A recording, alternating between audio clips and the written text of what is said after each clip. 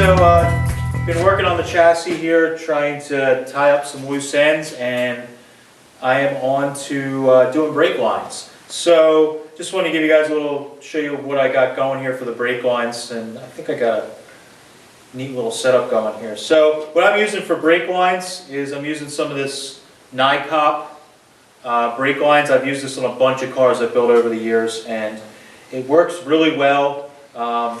Nice thing I like about it is that you can bend it by hand. So if I'm making weird little bends that are too tight for my tubing bender, I can kind of bend it around the side of my hand or a little socket or something, and it bends really nice like that. Nice thing also about it is it gives you a little room for error, and you can kind of move it around, and it's not going to fatigue quite as quick as stainless or normal steel line. So you get a little bit of flexibility with it if you need to adjust something. It also flares really nice as well, so if you guys can fight getting nice flares, this is a little bit softer. It's a little easier to make flares in, which makes it nice. So that's the line I'm using.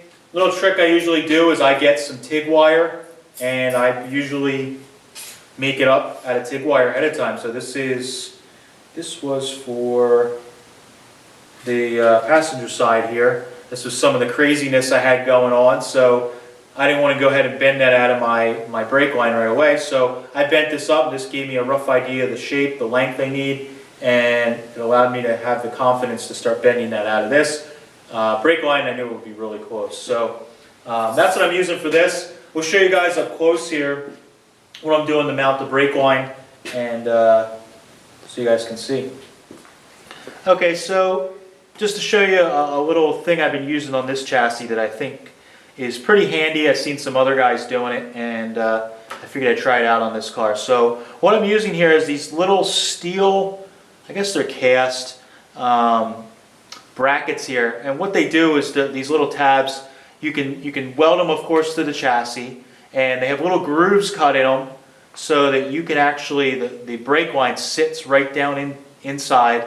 Has a little cradle there, and then what it has also is it has a little slit cut in it that goes all the way through. So this way you can run a normal zip tie or a stainless metal zip tie through there, pull it tight, and it keeps the brake line fixed there so that it's not moving around. If you need to take your brake line off, service it, repair it, all we need to do is just cut the zip tie and put another one on. So it's pretty handy. These are repurposed. These originally are used when building bicycle frames.